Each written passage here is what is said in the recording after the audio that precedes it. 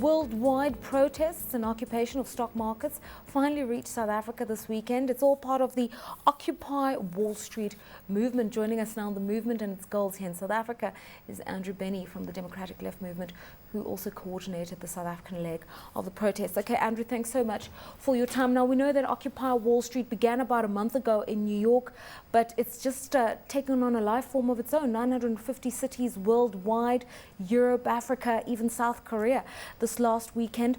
What are the core issues? Because we're told it's a movement, it's not actually a party, it's not people putting forward a list of requirements. So it makes it quite fluid, in my understanding. Yeah, well, thank you for having me.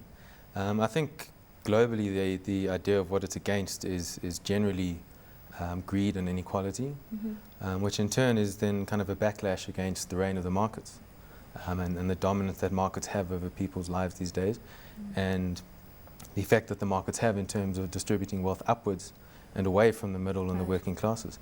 In terms of the Democratic Left Front as a movement, I think we are very clear on what the alternatives are that we're proposing. It means moving away from the dominance, at the very least, of finance capital and financial markets, towards government investment and strategic action in terms of creating new areas of economic activity and ecological activity in the form of climate jobs, for example. Are the bankers listening? Excuse me? Are the bankers listening?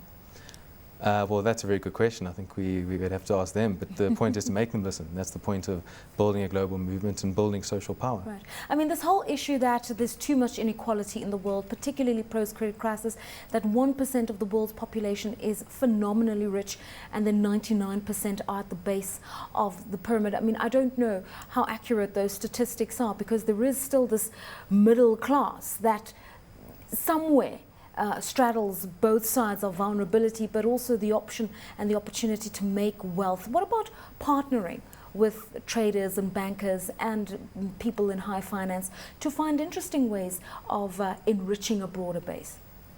I think that's a valid question, but in terms of the distribution of wealth, it certainly is.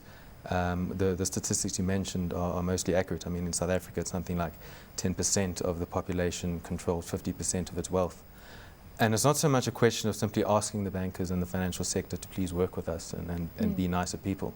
I think we've got to look at the system through which they created their wealth, and that they, in that system, specifically benefit from that system. So it goes to more building social power, but leveraging the state and attempting to re-embed the state within social priorities and working through that. I mean, in each region, obviously, the movement has its own specificities. In America, for instance, taxpayers who are represented by these protesters are sick and tired of bailing out banks, for instance, and they're concerned about future debt that they incur as individuals in support of this capital market. In Africa, how much of that is the big issue, and how much of the social democratic ideals that you've expressed is what's governing your participation? I'm glad you asked that question. I think in terms of the Wall Street occupation and the protests, there's definitely, in terms of these South African protests, a sense of solidarity and unity with those protests.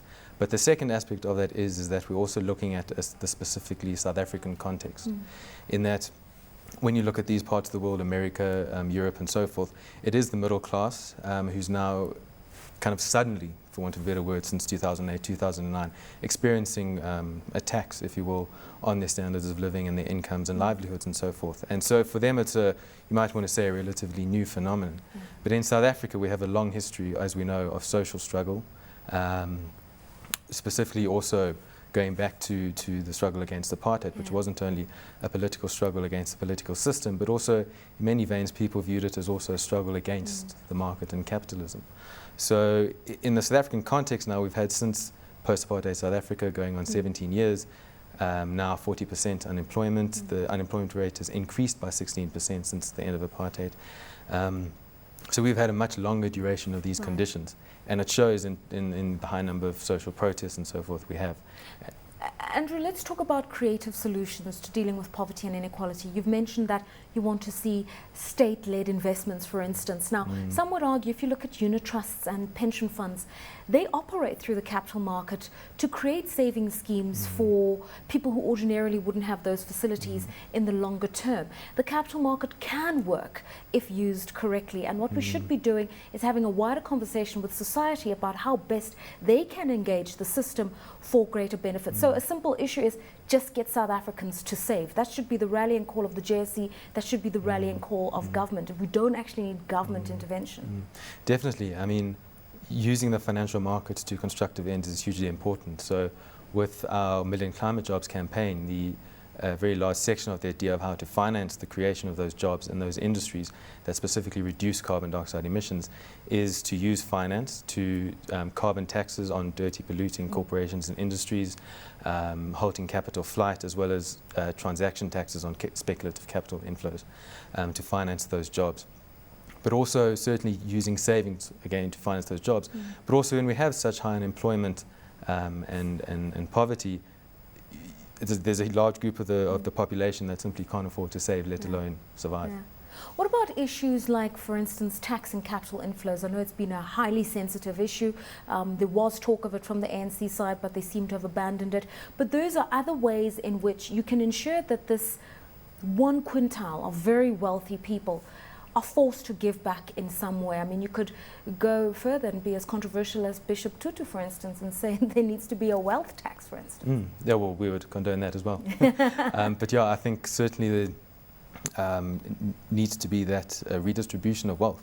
That's really the question that we're talking about here, is that we've, since 1994, the roots were in the late 1980s, but since 1994, we've adopted economic policies as part of a global economic system that really has redistributed wealth upwards, and it's simply economically and politically unsustainable to have that situation, and there simply has to be redistribution of wealth. So your protests, I know that you had a few legal issues as to the legality, the timing this weekend. Are we going to see more from your side in conjunction with what's happening internationally, or you participated on Saturday as best you could and that's it? Yeah, South Africa, I mean, Saturday was a good day. We did have to disperse peacefully and so forth. From the side of Occupy South Africa, there are plans there to continue demonstrating in front of the Johannesburg Stock Exchange, and as I understand it has continued since yesterday. As the Democratic Left Front, we are also planning further action. So a 2-day unemployed people's conference in front of the union buildings around the end of November to discuss solutions to both unemployment as well as the climate crisis, and discuss fully, thrash those issues out as part of mobilization towards COP17 in Durban, because these issues are very much connected. All right, thanks so much for your time there. It's Andrew Bennie, he's coordinator of the Democratic Left. They were part of the Occupy Wall Street campaigns, the South African chapter, as it took place at the weekend.